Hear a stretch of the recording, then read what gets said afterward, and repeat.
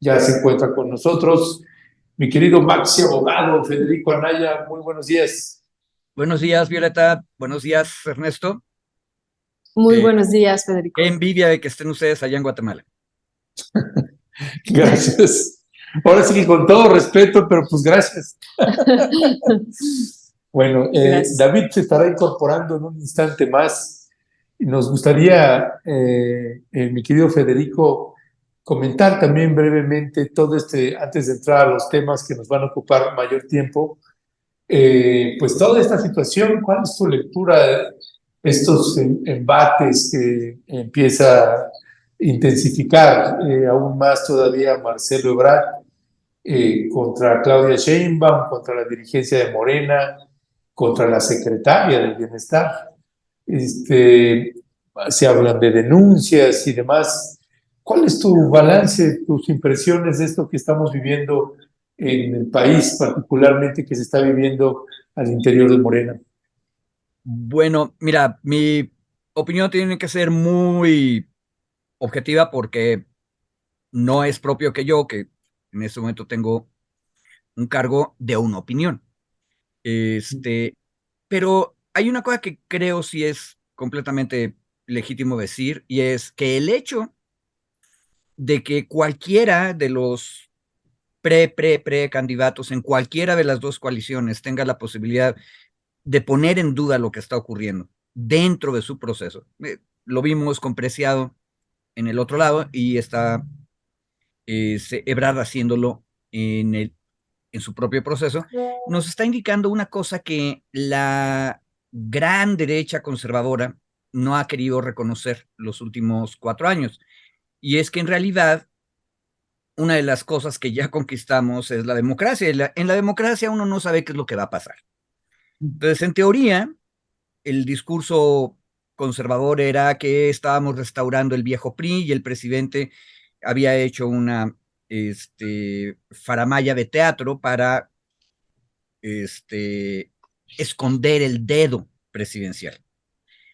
Pues no parece tanto el hecho de que varios, porque al final de cuentas Ebrard no ha sido el único que se ha quejado, digan, oigan, hay un problema, oigan, tenemos que cambiar las cosas, nos está diciendo que en realidad sí hay una disputa y la disputa va en serio. Por otro lado, no diría mucho más. Creo que tenemos que estar contentos con todo y que en un lado o en el otro puedas tener una persona que está especialmente eh, o que tiene más posibilidades de ganar la encuesta o el proceso interno. La verdad sea dicha es que qué bueno, y ojo, aquí estoy citando lo que dijeron hace una semana en Es la hora de opinar. Y ahí sí, obvio decirlo, pero estoy de acuerdo, se están institucionalizando procesos equivalentes a las elecciones primarias y mal que bien estamos tratando todos de que haya reglas y las reglas se cumplan, y para que eso funcione, paradójicamente necesitas que alguien diga, oiga, no se está cumpliendo la regla, para volver la vista y revisar que sí se cumple. Gracias, Federico. Pues ya también está David Peña. Muy buenos días, querido David. Esperemos que estés muy bien. Y pues también es esta pregunta que estaba haciendo Ernesto, ¿cuál sería tu primera valoración en torno a esto que ha ocurrido pues la semana pasada? Decíamos que estábamos acá en Guatemala y veíamos terremoto en Morena. Y ayer tuvimos una entrevista también con Luisa Cantú y le preguntábamos acerca de este impacto que ella estaría viendo, y que yo hoy te lo volvería a preguntar, sobre la política de desarrollo social del presidente López Obrador frente a esta acusación y denuncia que hace Marcelo Ebrard en contra de la secretaria de Bienestar. ¿Cuál sería tu opinión sobre esto y las implicaciones, si tú considerarías que habría implicaciones para la secretaria? Gracias, Violeta, Ernesto, Federico. Bueno, primero a ustedes una felicitación por la cobertura que están haciendo desde allá, por toda la información que nos Gracias. están compartiendo. Muy bien para estar enteradas y enterados acá de este lado. Y ahorita voy a hilar intentaré hilar esta pregunta con las dos notas que están presentando, justo lo de Guatemala y lo de Ecuador. en la lógica de lo electoral o en la lógica de la discusión electoral. No es nuestro tema, pero ya que estamos en el chisme, ¿no? Sí, por favor. De refilón le entramos al chisme porque nuestro tema es más lo abogadil, ¿no? Pero bueno, de refilón entramos. A ver, yo creo primero que es sabido, digamos, y además es el estandarte del gobierno de Andrés Manuel es el tema de los programas sociales. Ha sido uno de los temas más fuertes, ha sido uno de los temas también más criticados, pero ha sido uno de los temas que, a la luz de cuando menos estos 5 años, incluyendo los años difíciles de la pandemia, ahora vemos en los resultados de economía que ha tenido un impacto positivo en cuanto al ingreso de las personas. Ahí podemos tener cuestionamientos sobre las transferencias directas o no de los programas, tal. Pero en términos de aumento al poder adquisitivo de las personas, esto ha mantenido, digamos, en términos macroeconómicos, no me voy a meter al tema de Violeta, pero en términos macroeconómicos, en general la situación financiera bien.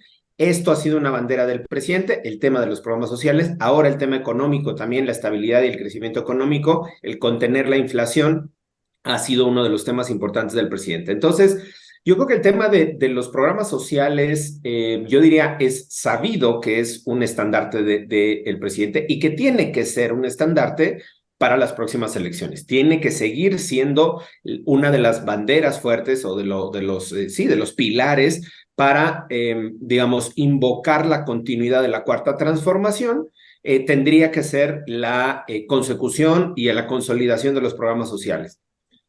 Esto no se traduce necesariamente o no se ha, cuando menos, documentado que los programas sociales se hayan utilizado con estos fines. Sí el mensaje de los programas, sí el contenido de los programas como estandarte de Morena, pero no que se hayan condicionado los programas o que se hayan pedido credenciales de lector a cambio de los programas para hacer registros paralelos como antes se utilizaba en los gobiernos anteriores para, digamos, el beneficio electoral de los programas sociales. Entonces a mí me parece que hay un matiz que no es menor, es una diferenciación importante. La denuncia que hace Marcelo Ebrard va relacionada con una mezcla entre las dos. A mí no me queda muy clara exactamente cómo sea lo que está denunciando. No hace una denuncia directa de uso de los programas sociales con beneficio electoral o con esta etiqueta electoral, sino más bien como el apoyo desde la Secretaría del Bienestar a través de los programas sociales para impulsar a Sheinbaum.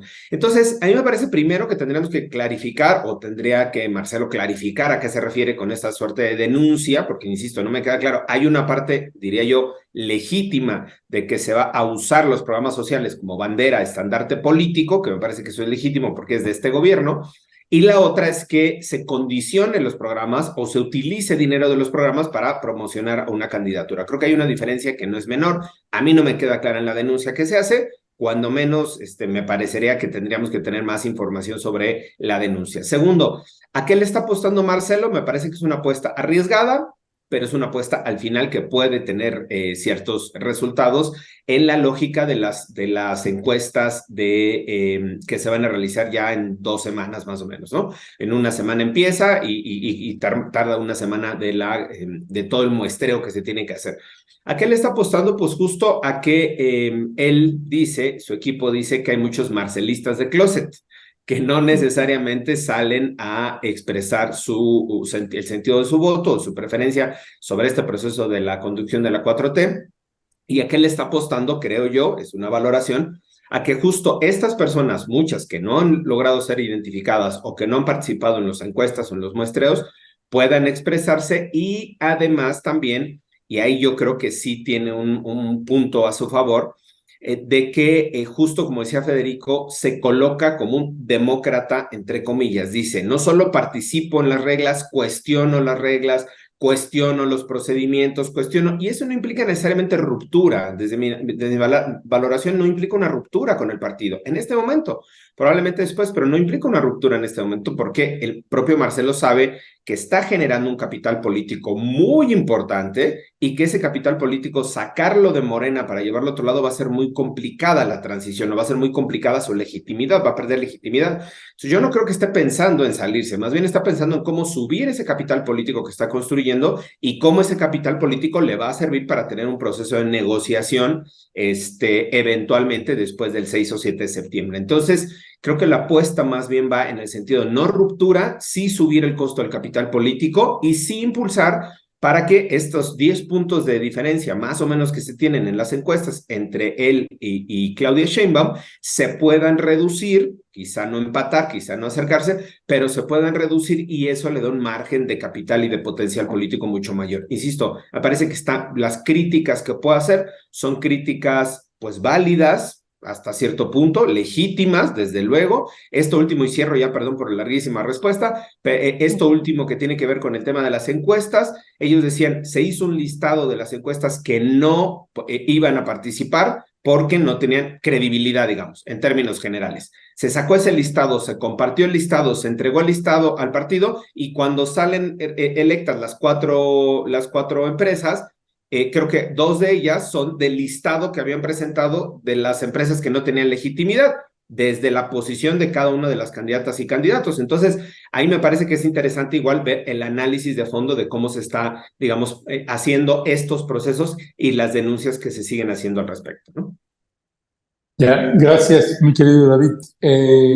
Federico, si tienes algo más que añadir sobre lo que acaba de decir David, si no, para pasar al siguiente tema, que tiene que ver pues con que la Comisión Nacional de Derechos Humanos pues ya acredita responsabilidad del ejército en la muerte de estas 5 personas. Hablamos sobre este tema hace unos meses, fue en junio, ahí en Nuevo Laredo, Tamaulipas, y pues la CNDH finalmente se manifiesta, me parece que en un tiempo razonable por el tema delicado que ocupa. ¿Cuál es tu valoración al respecto?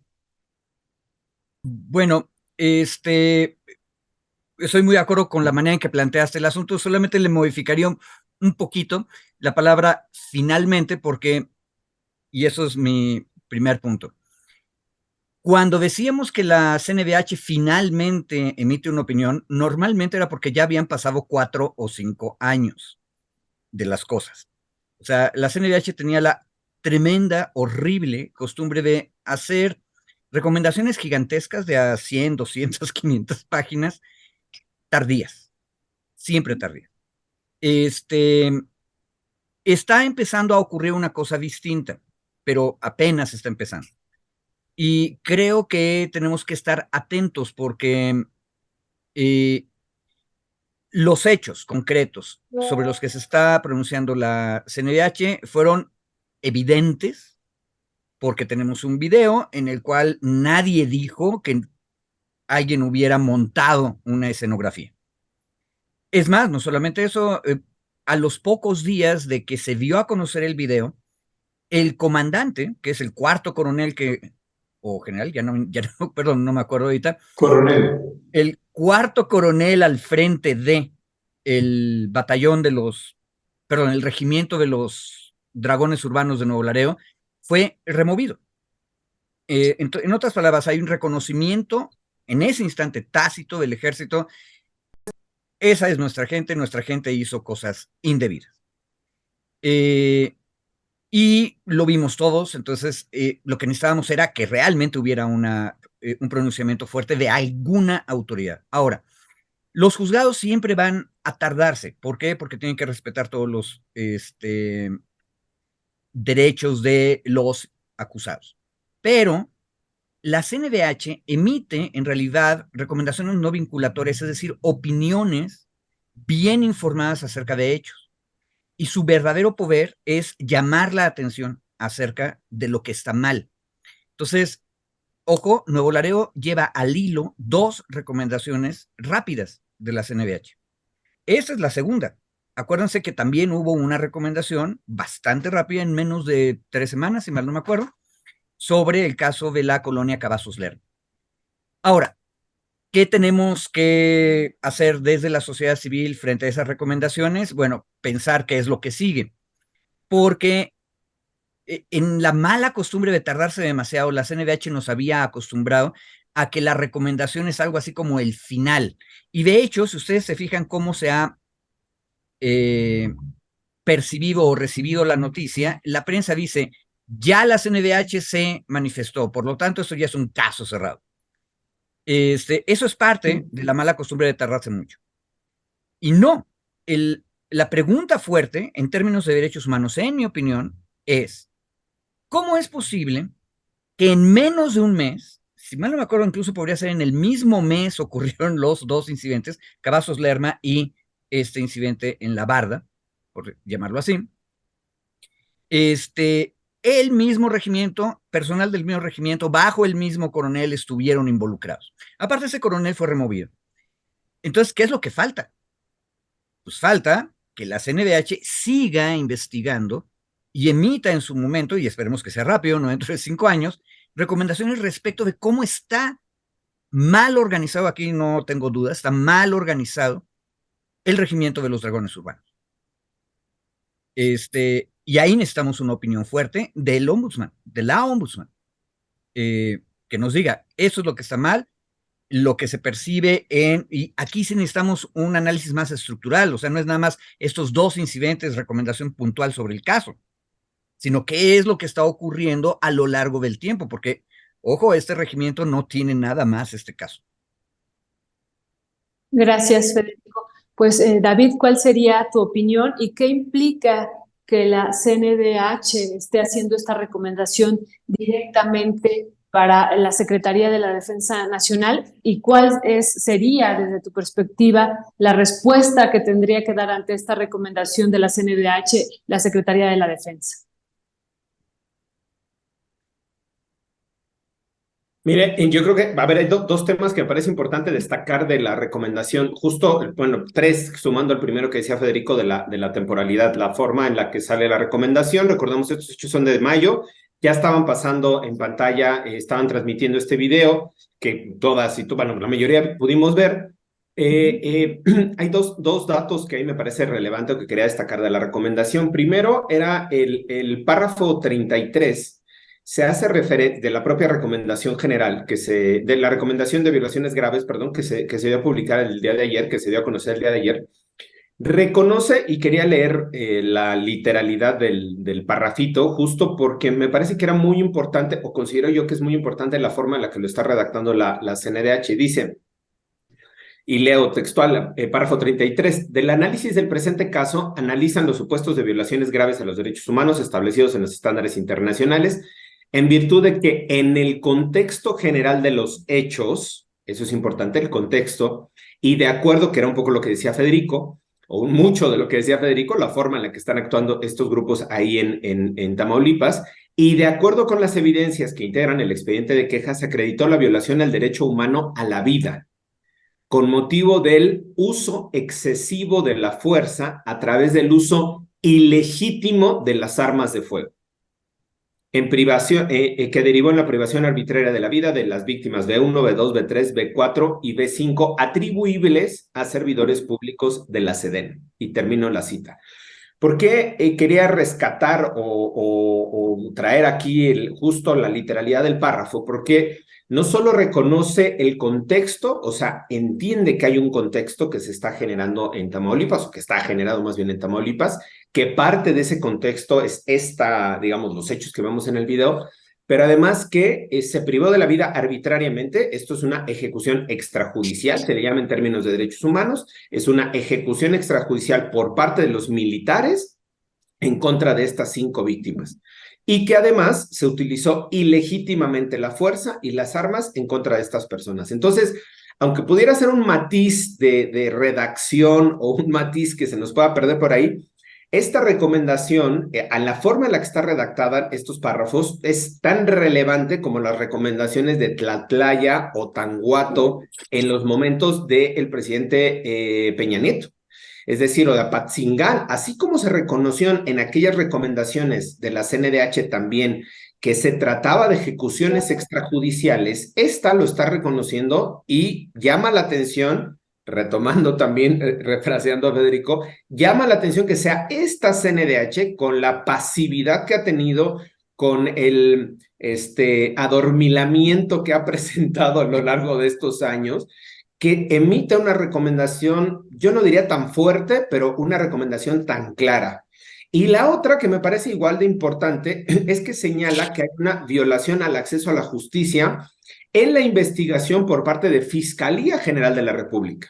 porque no se le está garantizando los derechos de participación en la investigación a las víctimas indirectas, es decir, a los familiares de los soldados.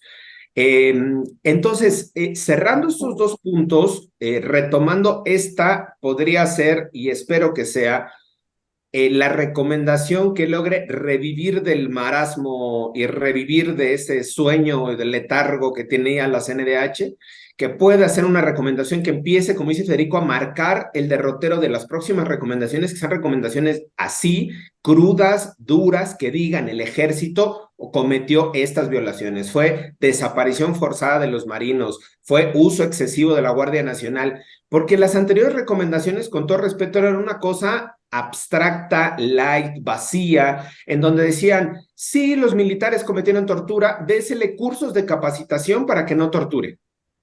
Así, cosas absurdas. Aquí lo que está haciendo, y termino, es señalando la responsabilidad directa, no es una responsabilidad penal, eso se tiene que ver en el Tribunal de Justicia Civil, en un tribunal, en un juzgado federal. Perdón, David, entonces si no es una recomendación, bueno, si esta recomendación no tiene una implicación penal, entonces, ¿cuál es la implicación que tendría para la Sedena? Justo lo que recomienda la CNDH es que se sigan los procesos en el Sedena, los procesos del orden militar, los que tengan que ver con régimen militar, que se sigan los procesos en lo civil, que se garantice, en lo civil me refiero a Fiscalía General de la República, que se garanticen los derechos de las víctimas en ambas instituciones, tanto el Sedena como la Fiscalía General de la República, y esto abona a los procesos penales, no es una sentencia, eso se tiene que llevar en un tribunal penal, en un juzgado federal penal, para que sea quien determine la responsabilidad penal sobre el homicidio que cometieron estos militares en contra de las 5 víctimas, de las 5 personas, pero sí es un instrumento muy fuerte en términos de lo que representa públicamente la responsabilidad y la imagen del propio ejército.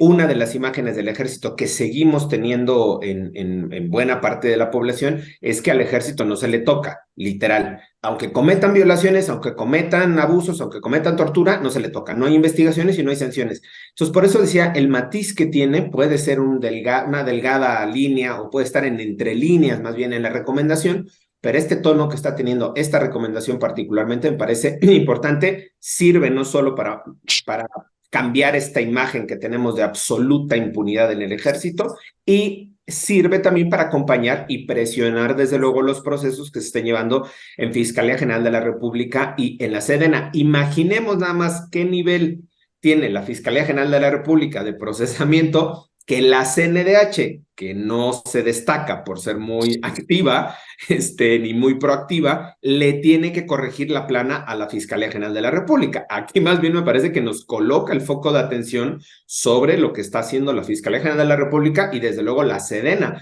ver cómo va a recibir esta recomendación en los próximos días, ¿no? Gracias, David. Pues parte de lo que señalas, David, tiene que ver con esa expresión de finalmente la CNDH hace algo pues razonable, por decir en términos reales, después de la manera de conducirse en lo que va del periodo de la presidencia de Rosario Piedra Ibarra. Porque si bien en sexenios anteriores, Federico, se tardaban años, pues en esta, una de las cosas que veíamos, una de las realidades que estábamos viendo, es que se apresuraba a dar algún tipo de dictamen o recomendación sin haber hecho una revisión. De hecho, era parte de las denuncias que hacía el abogado Raimundo Ramos del Comité de Derechos Humanos ahí de Nuevo Laredo, Tamaulipas. Yo te preguntaría ahí, Federico, en este caso, algo de lo que retomaba Violeta, ¿cuál es el procedimiento que tendría que tomar ya no solamente el ejército, sino la Fiscalía General de la República frente al señalamiento de la CNDH? Bueno, a ver, empiezo con la opinión de Raimundo. La opinión de Raimundo es muy representativa de la sociedad que recibe este, esperemos, nuevo y permanente estilo de la CNDH de trabajar rápido. No estoy de acuerdo con Raimundo ni contigo, Ernesto, en el sentido de que la rapidez sea mala. ¿Por qué? Porque una de las perversiones de la CNDH del modelo Carpizo, que fue el original, es que se tardan mucho con el pretexto de que quieren hacer muy bien las cosas, y se tardan tanto que las cosas que hacen ya no sirven para nada. Que se vuelven una especie de ministerio público del ministerio público, de procedimiento parajudicial, cuando no son tribunales. El ombudsman no es un tribunal. Y aquí es una cosa muy importante lo que preguntaba Violeta. Bueno, si no es penal, entonces ¿qué es? No, no es penal. Es jurisdicción de los derechos humanos. El castigo, la sanción en materia de derechos humanos es la exhibición pública del actuar de las autoridades. Más nada. Suena poquito si lo comparas con un funcionario metido en la cárcel. Pero, uno, los funcionarios normalmente no terminan en la cárcel.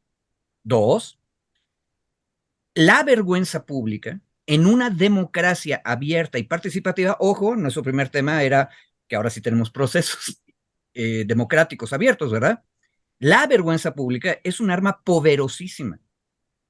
Y esa arma, Carpizo se encargó de volverla Roma, que no servía para nada. Precisamente por eso se tardaban tanto. Entonces, ¿qué es lo que sigue? Pregunta Ernesto. Bueno, lo que sigue es que la ombudswoman mantenga la presión pública, el verdadero poder de la Defensoría del Pueblo o de la agencia ombudsman es avergonzar al resto de los órganos del Estado. Esa es su función constitucional.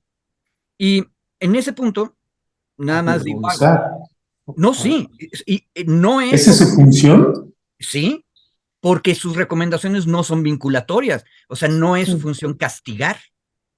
Eso lo tienen que hacer los tribunales. Y por eso avergüenza, la palabra es buena, la CNDH avergüenza a la fiscalía diciendo no estás haciendo bien tus investigaciones, hazlas bien, porque si no las haces bien vas a dejar en la impunidad y sin castigo penal lo que debería tener castigo. Y en ese sentido, la CNDH debería ser el órgano constitucional más activista de la Constitución mexicana, el que debería estar todo el tiempo en la prensa diciendo todas las cosas y arriesgándose, eso sí, a que luego le digan que exagera o que hizo una investigación no completa y no tenía todos los elementos. Ese es el riesgo de esa función. Pero lo tiene que hacer porque de otra manera los otros no van a hacer nada. La tendencia burocrática es a la impunidad. Un detalle, por cierto, la CNDH previa a 2019 llegó a una conclusión impresionante después de 20 años de investigaciones muy profundas, pero 20 años se tardaron, diciendo, y eso lo acabo de leer en el libro de Rea y Ferri, el de La tropa, ¿por qué matan los soldados? La conclusión de la CNDH, de la vieja CNDH, es, de manera sistemática, en el 95% de los casos investigados por este ombudsman, el ejército altera los lugares en que ocurrieron las violaciones de derechos humanos. Perdón, Federico, te interrumpí, perdón. No, de manera sistemática, el ejército altera los lugares en que ocurrieron las violaciones de derechos humanos con el fin de ocultar la responsabilidad que tuvieron sus miembros, con el fin de crear una versión oficial que es falsa. Esa CNDH, la CNDH vieja, se tardó 20 años en decirlo, pero ya lo había dicho. Ahora lo que necesitamos es que la CNDH nueva empiece a decirlo más seguido, caso por caso, que ese es el punto que en Nuevo Laredo estamos viendo. Y, perdón que te interrumpa, Federico. Yo me sumo al tema, justo a lo que estás diciendo, porque ya encontré el párrafo, estaba buscando el párrafo de la recomendación, donde justo dice exactamente lo que estás diciendo. Y la necesidad, desde el lado de sociedad civil, que tenemos de que lo siga diciendo la CNDH, así de claro, digamos, ¿no? O sea, así de explícito. Insisto, que no lo había dicho en la mayoría de las recomendaciones anteriores. Y dice, perdón que esté citando la recomendación, pero me parece, insisto, muy importante la forma en la que ahora está fraseando las violaciones y el texto, su propio texto, la Comisión Nacional de Derechos Humanos. Dice en el párrafo 128, bajo este contexto, a continuación se analizarán las irregularidades en que incurrió el perito AR5, adscrito a la Fiscalía General de la República, responsable del análisis y elaboración de los dictámenes de mecánica de lesiones de B1, B2, B3, B4 y B5. AR5 concluyó que existió correlación entre los hechos narrados en el IPH y entre paréntesis dice que resultaron falsos.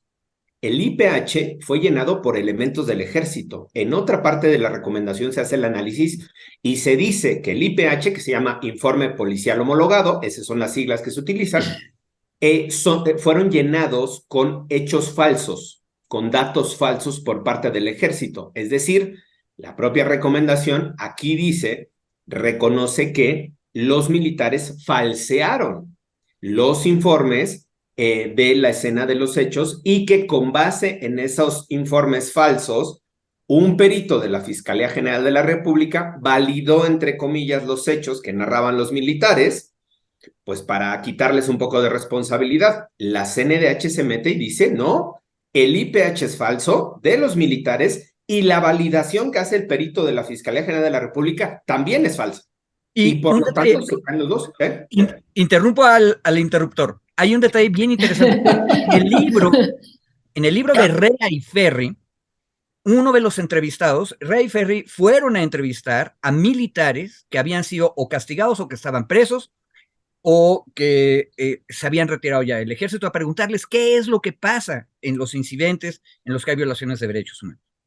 Porque quieren saber por qué mata a un soldado. Bueno, y una de las entrevistas que hicieron, el militar dice, bueno, a mí me acusaron, estaba acusado de una grave violación de derechos humanos, a mí me acusaron y luego me pasaron a que firmar un papel cuando me arrestaron. Y resulta, él pensaba que era el IPH, el Informe Policial Homologado, que es el parte de hechos que ocurrió. Y resulta, y dice, y no me engañaron, era una declaración donde me autoincriminaba. Bueno, ese tipo de prácticas, lo que hacen, y ese es el siguiente paso que uno esperaría, ojo, qué bueno que la CNDH ya nos pone todas estas cosas, porque la sociedad, si la CNDH no ve el paso, lo podemos dar nosotras en la sociedad. El siguiente paso es decir, ¿quién le ordena a los soldados que están acostumbrados a obedecer ciegamente que firmen cualquier cosa? ¿Quién organiza las versiones oficiales de los incidentes?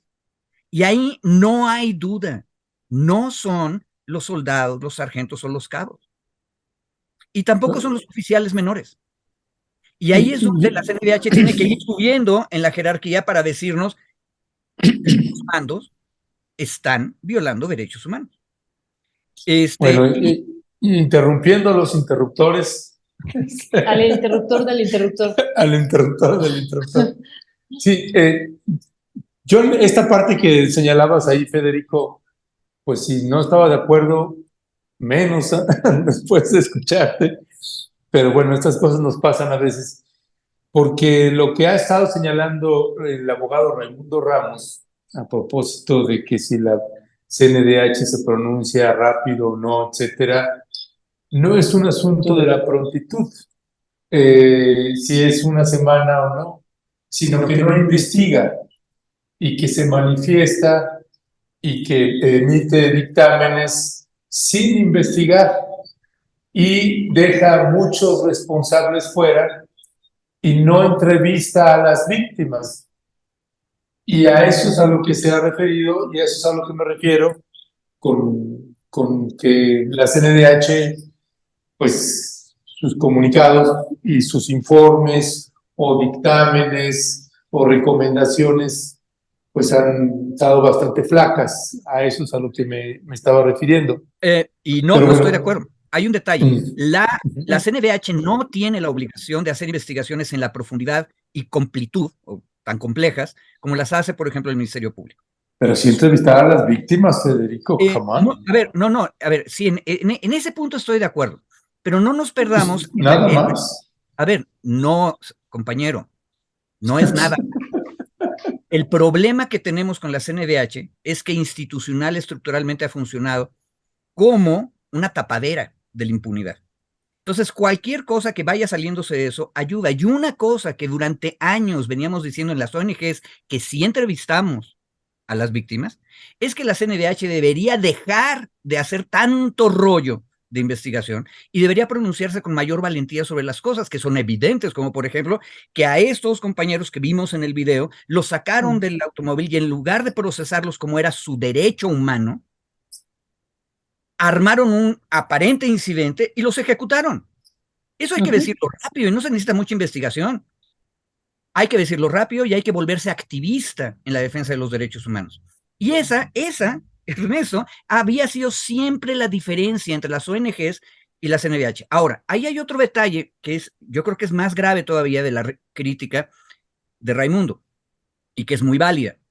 Con toda la razón del mundo, Raimundo, que ha sido incluso él víctima de persecución, se pregunta, bueno, ¿y de cuándo acá esta burocracia llamada CNDH ahora es tan rápida? Y de manera natural, completamente legítima, Raimundo sospecha, con toda razonabilidad, que en realidad lo que está haciendo la CNDH es cubrir a los otros. O sea, acusa a los soldados y al capitán que estaba en el operativo, pero cubre al coronel que estaba al mando del regimiento. Esa es una muy válida crítica, y esa es la más fuerte de todas las críticas, Ernesto. Porque en cualquier caso, la profundidad de la investigación se puede hacer después, pero tenemos que pronunciarnos de las cosas. Pero ¿qué pasa si lo que estás haciendo es castiguen a unos chiquitos y dejen libre al grande? Ese es el paso que todavía no damos. Ese es el paso que la CNDH tendría que dar ahora. Contimás que ahorita el ejército está siendo señalado por todos los lados de que no está soltando información, de que no es transparente. Y ahora me va a interrumpir el interruptor. Perdón, adelante, David. Es tu turno, David. ¿Ya acabaste, Federico? Ya acabó. Perfecto. Nada más ya acabó, dice David. Una nota metodológica nada más en la... Me parece que el punto que están colocando ambos dos tienen razón. O sea, creo que el cuestionamiento que se hacía a la CNDH sobre la prontitud era particularmente en algunos casos donde sin investigación y sin procesamiento de datos salía la CNDH a decir no es lo que pasó.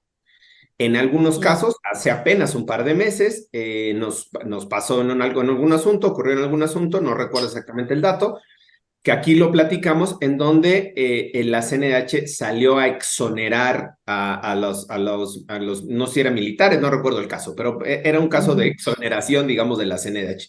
Y que aquí incluso hicimos el análisis y dijimos, oye, a la CNDH no le corresponde en este momento, exonerar, porque además decía, de acuerdo a la evidencia, no tiene responsabilidad sin una recomendación, sin una investigación, sin un análisis de fondo. Creo que sobre esa forma política de la CNDH es sobre la que habla Ernesto y la que cuestionaba a Raimundo. Es decir, sí necesitamos una CNDH fuerte que se posicione, pero no en esta utilización política. Y también recordemos algunos de los pronunciamientos que ha hecho la CNDH sobre el INE. Los consejeros y las consejeras, cosa que no se puede meter, está prohibido constitucionalmente, pero estaba jugando ahí una cosa medio política rara, ¿no? Esta misma CNDH. Sobre eso coincido en que no es conveniente, ni está chido, ni está bien que la CNDH salga con ese tipo de exoneraciones o de conclusiones rápidas, intempestivas, sin investigación, sin procedimientos. En la otra coincido en la que sí los procesos de investigación suelen ser largos, porque generalmente, y eso lo conozco por el propio trabajo que he tenido en organismos de derechos humanos, porque la autoría retrasa la investigación, es decir, no entrega la información. Si tú inicias un proceso de investigación hoy, 21 de agosto, y le pides la información a la policía de algún municipio, la policía puede tardarse 8 meses en mandarte la información, porque le haces un recordatorio, otro recordatorio, y entonces eso va alargando la investigación y va alargando los periodos para que la CNDH se pueda pronunciar. Eso es en términos de la tramitación de la queja o de las quejas en general. Ahora, si en este tipo de asuntos se está entregando la información más rápido a la CNDH y la CNDH puede integrar sus expedientes con esta claridad y con esta contundencia en 2 o 3 meses, me habla, uno, de que hay ciertas autoridades o algunas autoridades, en el caso de la Sedena, que en este caso en particular o en algunos casos en particular sí entregan la información. O sea, no se trata de una actuación de toda la entidad Sedena de negar la información. Hay algunos casos en particular, como este, en donde sí se entregó la información, la CNDH la pudo procesar y emitir una recomendación.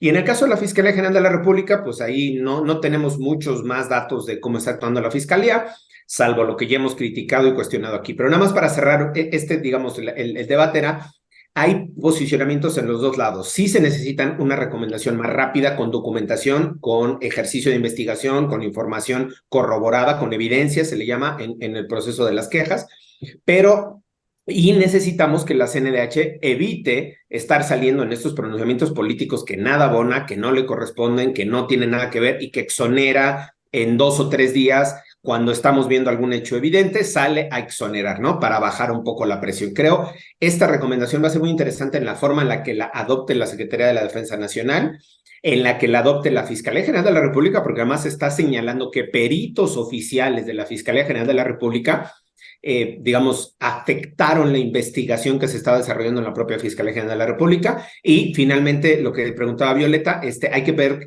los efectos, es que la CNDH va a estar presentando las denuncias en la propia Fiscalía General de la República contra los elementos militares que ya están, pero ahora contra estos peritos o este perito, los que estuvieron participando en la investigación, para que sea la propia Fiscalía General de la República la que inicie un procedimiento de investigación penal o administrativo en contra de sus propios servidores públicos que afectaron la investigación y que pues la están hasta ahorita entendemos retrasando o moviendo, manipulando algo, eso no lo dice la CNDH, es comentario mío, pero que está afectando al final el derecho de acceso a la justicia. Entonces, perdona ahí David que interrumpa porque le toca a Ernesto, ¿la CNDH puede presentar esta denuncia penal a partir de las recomendaciones? Uno de los puntos de la CNDH es la presentación de las denuncias penales y o administrativas que correspondan para que se deslinden responsabilidades. Ese es el término. Y un complemento sobre eso para continuar la falta de orden de esta mesa. La CNDH y todas las comisiones estatales, desde siempre, desde la época de Carpizo en el año 90, tenían la facultad de presentar denuncias, incluso de asumir la defensa en cualquier materia de los que fueron violentados en sus derechos humanos, pero no usaban esa facultad. Eso es una cosa gravísima. Sería muy bueno que ahora lo empiecen a hacer. Y hay otro detalle aquí, de lo que nos dijo David. Piensen ustedes, la CNDH le pide a las policías en un caso cómo va la investigación y no le dan nada. Desde la mala ley Carpizo, desde la mala ley Carpizo original, dice con toda claridad que si la autoridad presuntamente responsable de la violación no manda información, lo que el quejoso dijo se toma como cierto. Y por lo tanto, el ombudsman puede emitir una recomendación. Y ahí el problema de las comisiones tradicionales, carpicianas, burocráticas y que protegen la impunidad, era darles otra oportunidad y volverles a preguntar y luego ponerlos como pretexto de que yo no termino una investigación. No me contestas, por lo tanto, la ley Carpizo decía, es verdad lo que dijo el quejoso. Y entonces la CNDH sale a público y dice, estos son unos violadores por eso, y aparte ni me contestaron. Ya después, en medio del escándalo y la vergüenza pública, capaz de que el tonto, protector de impunes, que no había dado la información, dice, no, es que las cosas pasaron de otra manera, aquí está la información. Ah, pues ¿por qué no la viste? ¿A quién estabas protegiendo? Y entonces empieza otro escándalo. De nuevo, la CNDH no es un tribunal penal ni es una fiscalía. Es el protector de los derechos humanos y el que hace escándalo cuando ve las injusticias. Bueno, jóvenes, ya nos colgamos un montón con este tema y nos quedaron unos pocos minutos, 5 minutos para este segundo tema de este enfrentamiento que tuvo el presidente López Obrador, esta carta que le dirige al juez Martín Adolfo Santos, que es el que le concede el amparo a Xochitl Gálvez para que no sea mencionada, etcétera, etcétera. Lo ha abordado quién sabe cuántas veces en la mañanera. No sé si es la palabra dictamen, pero este texto, esta argumentación del juez, pues donde hace interpretaciones completamente indebidas desde mi punto de vista, porque no se suscribe a hechos concretos, sino hace adjetivos y demás.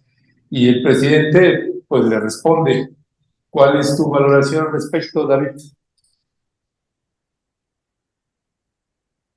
Yo voy a pedir a la mesa encomiarles que nos den 5 minutitos más, ojalá se pudiera, ¿no? Para poder abordar un poquito más este tema. Ok, sí. Y eso no afecta con su vuelo, obviamente, porque los queremos de vuelta, de regreso. Y Vamos a perder el... Ah, no es cierto. Entonces, pero bueno, a ver, brevemente, yo creo que el tema de la discusión lo proponía yo para colocar, para hacer este análisis a partir de ciertos estándares en materia de libertad de expresión que se están utilizando en la resolución del juez y que me parece importante traer a colación. Alguno de ellos porque incluso creo yo que el propio presidente de la República, y ahí sí me sorprende, digamos, comentario, que no tenga la claridad sobre el uso de estos términos, pues porque tiene ahí gente y cercana que le puede estar aclarando cuáles son el uso de los términos que se utilizan en este amparo.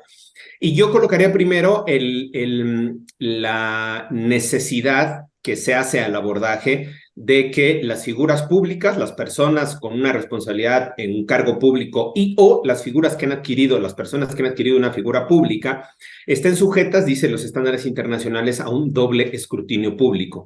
Se le llama esto, es decir, cuando tú tienes una figura pública o eres una persona pública o un funcionario, no solo está sujeto a esta crítica ordinaria o esta crítica común que nos podemos hacer entre las personas por nuestro trabajo, por nuestra vida, lo que sea, pero sino que además tienes esta doble estándar, digamos, de escrutinio, es decir, tienes que soportar una crítica mayor. Tienes que aguantar que se haga una crítica mayor, más profunda o más profusa sobre tu actuación, sobre tu servicio público, porque justo el papel que estás desempeñando te coloca en esta situación de exhibición pública y por lo tanto dice el estándar de doble escrutinio. 1, 2. Ambas figuras son figuras públicas, tanto la senadora Xóchitl Gálvez como el propio presidente de la República. ¿Cuál es el punto en donde hay esta discusión o esta discrepancia? Que Xóchitl presenta el amparo y dice, se está utilizando información de mis empresas o de mis ganancias, que es información inadecuada, inexacta o imprecisa. Bajo esta premisa, el juez tiene que analizar no la veracidad de la información, porque no le corresponde al juez de amparo analizar la veracidad de la información, sino, y aquí es donde mete un estándar que es muy interesante, que se ha creado a partir del sistema interamericano y que fue recuperado ya por la Suprema Corte de Justicia hace como 12, 13 años más o menos, incorporado ya al sistema judicial mexicano, que se llama el estándar de la real malicia o de la malicia efectiva. Es decir, ahí la real malicia o la malicia efectiva surte por dos componentes. El primero, perdón que la clase tan temprano, ¿verdad? La audiencia, pero para que quede claro un poco como el debate, ¿no? La real malicia o la malicia efectiva que surte indistintamente, surte primero es sobre un estándar para proteger a periodistas. Así surgió la creación de este estándar, porque funcionarios se quejaban de los periodistas que difundían información que era falsa. Entonces, como no se puede meter a la veracidad de la información, al contenido de la veracidad o no de la información, se hace una presunción de si esa información puede ser falsa o inexacta. En una presunción, no en una, digamos, no en una sentencia o en una determinación que sea verdadera o no. Entonces, cuando hay una presunción de que la información pueda ser falsa o pueda ser incorrecta o inexacta, surte este componente de la real malicia o de la malicia efectiva, en donde se dice, hay que ver también si se hizo la difusión de esa información con la intencionalidad de afectar o de dañar a una persona. Entonces, ahí surte estos dos elementos. Si la información no es cierta, digamos, no lo determina el juez, pero sí puede determinar si esa información presuntivamente, o sea, presumiendo, se hizo para afectar a una persona, a su imagen, a su cargo, o a su trabajo, o a su trayectoria. Y entonces lo que dice Xóchitl es, hay información inexacta o imprecisa en la información que se está dando a conocer por parte del presidente, uno, y dos, esa información inexacta o imprecisa se está dando con la intencionalidad de afectarme a mí, en mi proceso, candidatura, lo que sea. Se está haciendo con esta intencionalidad. Entonces el juez se va a la suspensión, en la suspensión le dice al presidente, no puedes estar difundiendo este tipo de información, uno, que sea inexacta y o imprecisa, y dos, porque se presume, y es una presunción, que lo estás haciendo con la intencionalidad de afectarla a ella, no con la intencionalidad de dar a conocer la información como información pública o de interés público. ¿Puede ser información de interés público? Yo creo que sí, a mí me parece que sí. ¿Estaría protegido por los estándares de libertad de expresión? Claro que sí, al tratarse de información pública y de interés público. ¿Cuándo entra o dónde entra la real malicia? Que esa información, pudiendo ser cierta, sin meternos a la veracidad o no, se está utilizando con la intencionalidad de afectar a Xóchitl Gálvez. Por eso es que se da esta suspensión. A mí me parece, y concluyo esta larguísima introducción, me parece que el juez se va demasiado al hacer un análisis sobre la real malicia o la malicia efectiva del presidente sin exigir mayor corroboración de la información, que a mí me parecería que tendría que ser el elemento principal. La información es pública, la información que se dio a conocer tiene cierto grado de veracidad o se puede comprobar cierto grado de veracidad o de certeza, digamos, sobre ese contenido de la información. Luego, entonces, si esa información tiene un grado mínimo de certeza, de veracidad, ya no aplica la siguiente de que se haya hecho con la intención de afectar, porque es información cierta. Luego, entonces, si es información cierta y de interés público, ya no aplicaría la segunda componente de la real malicia, que es que se dé a conocer para afectar a una persona. Entonces, me parece que hay un ejercicio interesante, insisto, y aquí ya termino, la Consejería Jurídica de Presidencia tendría que estar alegando esto en el amparo, tendría que meterse a un estricto defensa desde esta perspectiva y con todo respeto, perdón, no estar mandando cartas de usted, juez, hizo no sé qué y le dijo a no sé quién chingo. O sea, jurídicamente vas y te defiendes ante el juez, tiras la suspensión, pides la revocación de la suspensión, pero jurídicamente a partir de estos elementos. ¿Por qué me exacerbo?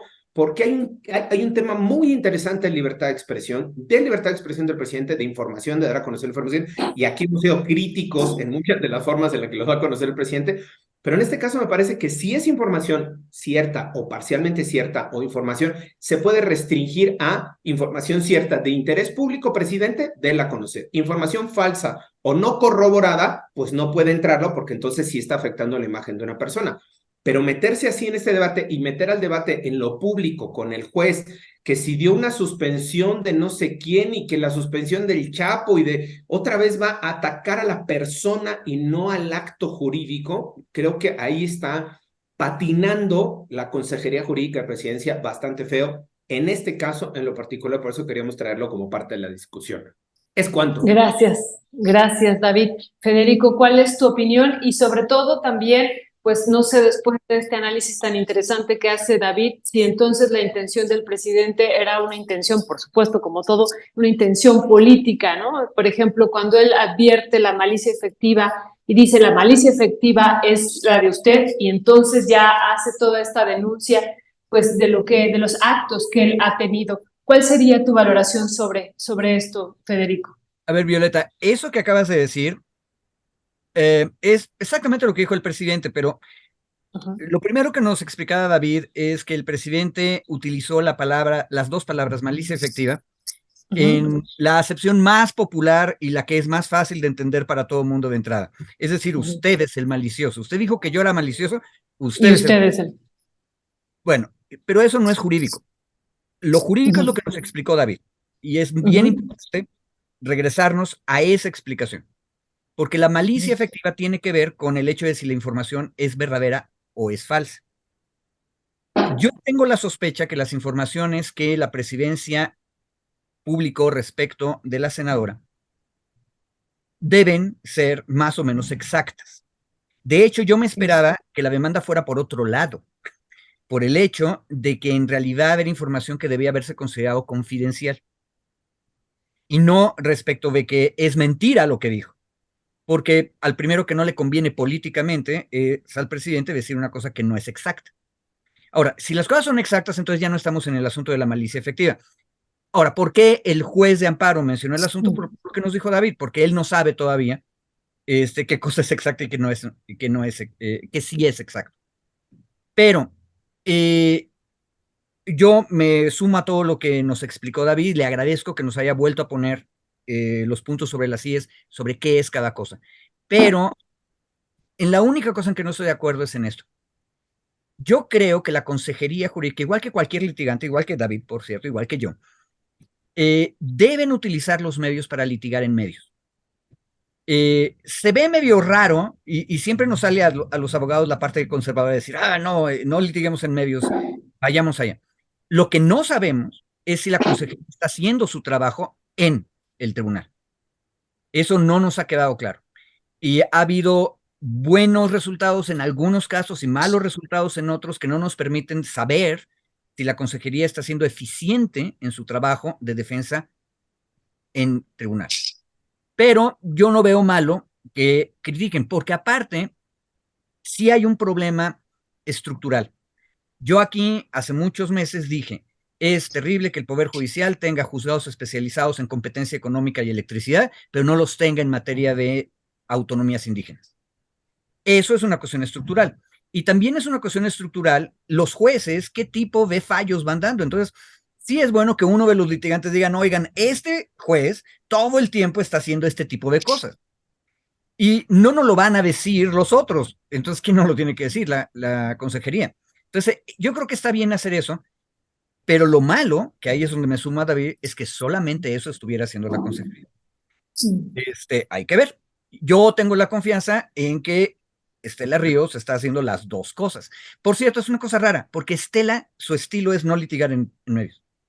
Oye, Federico, pero esto que decía David, que además David, muchas felicidades, fue brillante lo que nos acabas de explicar.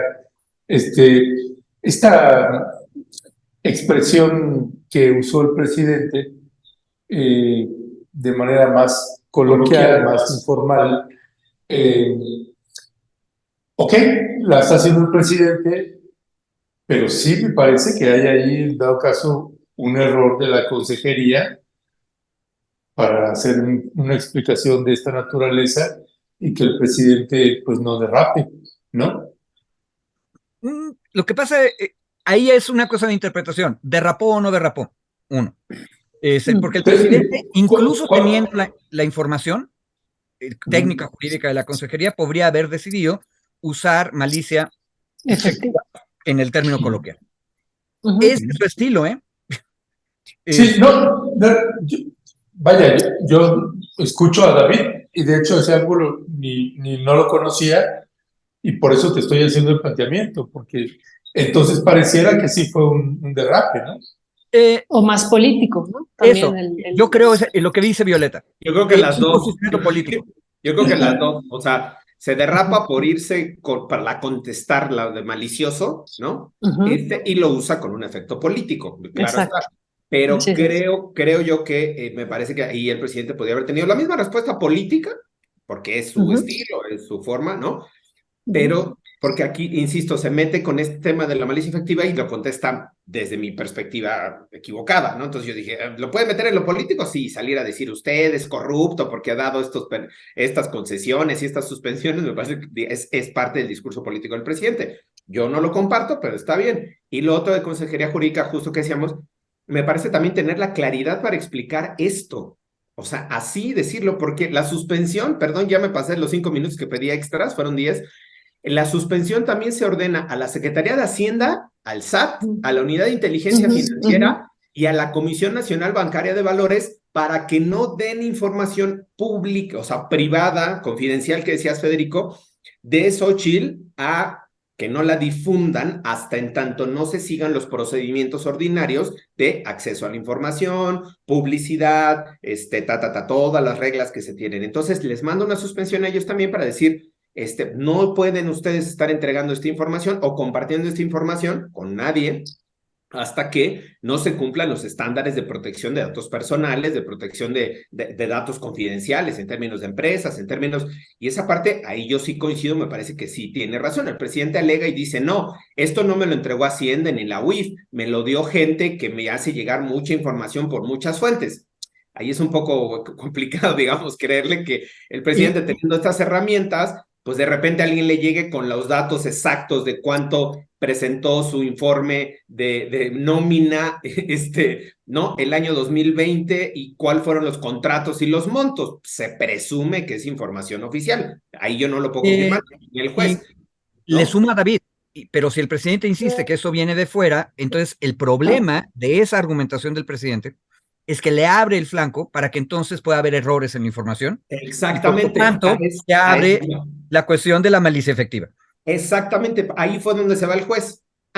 Yo le digo a estas instituciones que no den información. Lo que me está alegando de forma en el informe previo el Ejecutivo es que es información que le llegó de fuera, luego entonces no está corroborada, ni es información oficial, luego entonces se puede presumir que sea falsa o inexacta y se actualiza la malicia efectiva. Ese fue el ejercicio que hace el presidente. A mí me parece que, digamos, en esta reflexión que estamos haciendo, ahí salió mi galleta en la pantalla, en esta reflexión que estamos haciendo, creo que es parte del análisis interesante, no porque lo estemos haciendo nosotros, sino porque la resolución en sí misma del juzgado me parece interesante, insisto, en términos de libertad de expresión y el debate público que se tiene que hacer sobre esta información.